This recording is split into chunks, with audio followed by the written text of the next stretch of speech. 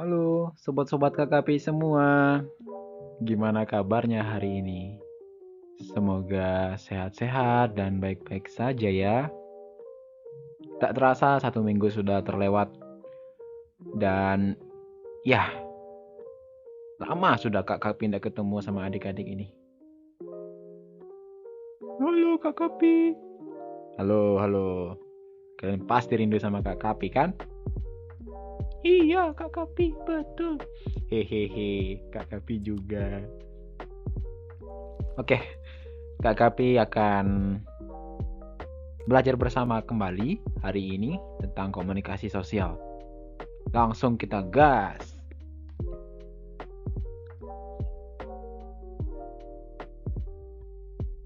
Di minggu sebelumnya kita sudah membahas, terima kasih ya, dalam ruang lingkup komunikasi sosial. Pada hari ini Kak Kapi akan membahas tentang kata, yaitu maaf. Penasaran maaf itu apa? Oke, mari kita telusuri. Nah, apa itu maaf? Pernah terbesit tidak di pikiran adik-adik maaf itu apa sih? Atau gini deh, apakah adik-adik pernah mendengar kata maaf? Pernah Kak Kapi. Nah, di mana yo? Adik-adik Kak Kapi ini pernah dengar maaf tuh di mana? Saya pernah mendengar kata maaf di kelas Kak Kapi. Ketika ada seseorang yang berbuat salah, dia minta maaf. Nah, maaf itu adik-adik Kak Kapi tahu nggak maksudnya apa? Belum Kak Kapi. Emang artinya apa? Oke, pada kesempatan kali ini kita akan membahas mengenai apa itu maaf. Perlu adik-adik ketahui maaf itu untuk apa sih? Nah, maaf itu adalah permintaan maaf itu adalah suatu ungkapan ketika kita melakukan satu kesalahan dan mengakuinya. Tujuan dari minta maaf ini adalah sebagai kompensasi kita, sebagai rasa penyesalan kita atas kesalahan-kesalahan yang telah kita perbuat. Nah, minta maaf itu kita dapat minta maaf dari yang pertama, dari tingkah laku kita. Mungkin tingkah laku adik-adik selama ini ada yang tidak berkenan, tidak enak dipandang orang. Kalau adik-adik sadar, adik-adik bisa minta maaf atas hal itu. Yang kedua, ini pasti sering nih adik-adik. Adik-adik pernah tidak berkata kotor, berkata kasar, berkata kotor juga. Pasti pernah kan? Nah, terkadang adik-adik ucapan-ucapan kasar atau ucapan-ucapan kotor itu bisa menyakiti hati seseorang. Jadi, adik-adik bisa minta maaf ketika ada kata-kata atau ucapan-ucapan yang menyakiti hati teman-temannya Kak Kapi ini. Ngerti kah? Belum Kak Kapi. Jadi gini, umpamanya adik-adik Kak Kapi ini ngolok si Budi misalnya. Si Budi ini nangis lah, dia kan sakit hati karena diolok. Nah, kalau adik-adik Kak Kapi sadar diri dan menyesal atas perkataan adik-adik, nah adik-adik bisa meminta maaf atas ucapan adik-adik tadi kepada Budi. Ucapannya, Budi maafkan saya ya, saya sudah menghina kamu. Saya minta maaf, saya menyesal. Nah, seperti itu. Dan yang terakhir ada kontak fisik. Nah, umpamanya adik-adik tidak sengaja nih. Misalnya lagi jalan-jalan, adik-adik nggak sengaja nginjak kaki orang kan. Pasti dia refleks bilang, au. Nah, adik-adik cepat-cepat tuh minta maaf sama dia. Bilang, maaf, saya tidak sengaja. Atau juga saat adik-adik berjalan, adik-adik nggak sengaja menyenggol punggung orang. Nah, bilang saja adik-adik, saya tidak sengaja, mohon maaf, seperti itu. Ini dia poin pentingnya adik-adik. Mengapa kita harus minta maaf?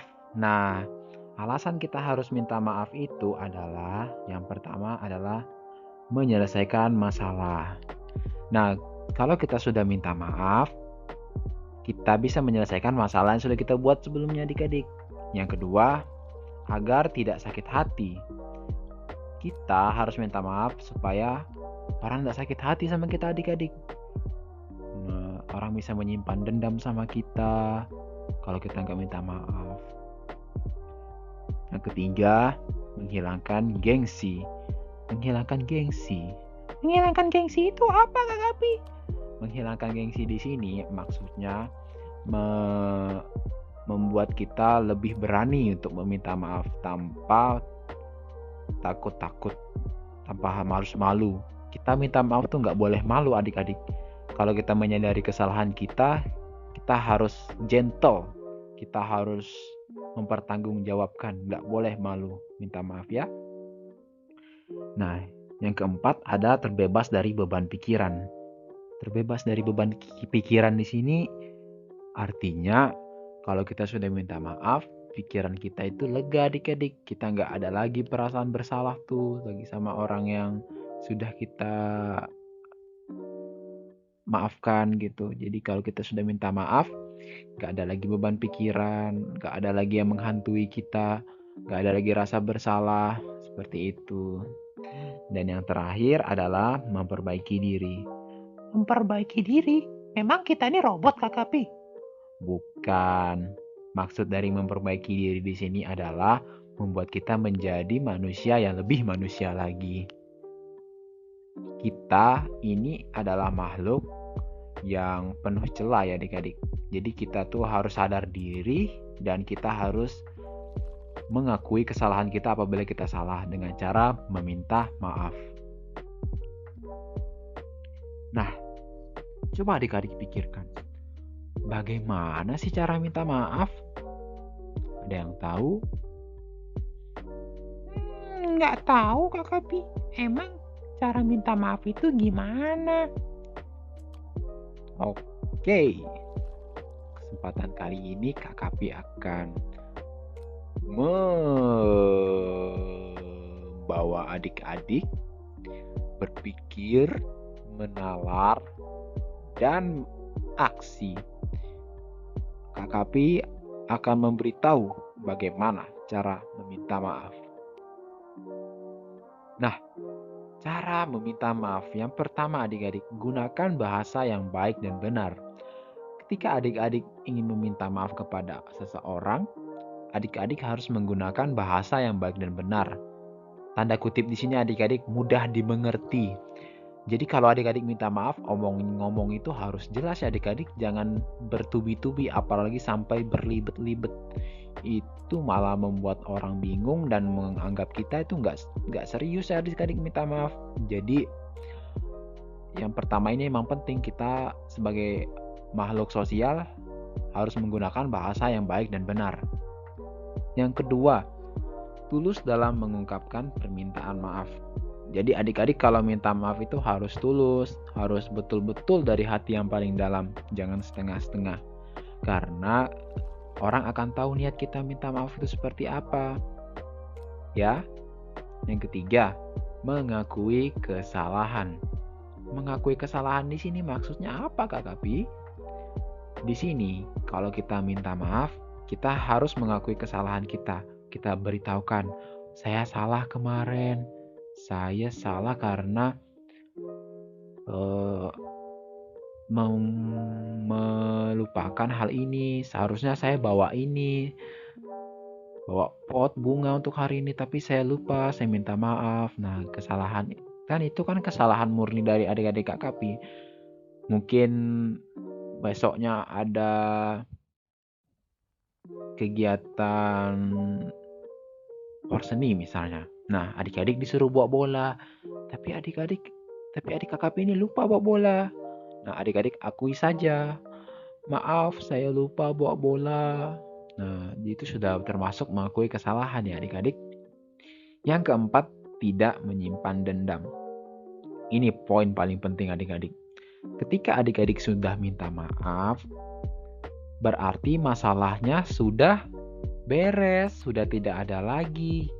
Sudah selesai, sudah diperundingkan bersama, tidak boleh ada masalah lain lagi, tidak boleh menyimpan dendam lagi, tidak boleh menyimpan kesalahan dalam pikiran lagi. Jadi semuanya sudah selesai adik-adik. Jangan ada lagi yang namanya dendam. Paham?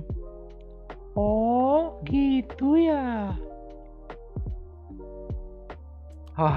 Habis sudah materi kita adik-adik tentang komunikasi. Ya, sampai jumpa lagi. Kita bagusnya kedepannya bahas apa ya adik-adik? Boleh boleh dong komen di kolom komentar. See you next time. Bye-bye.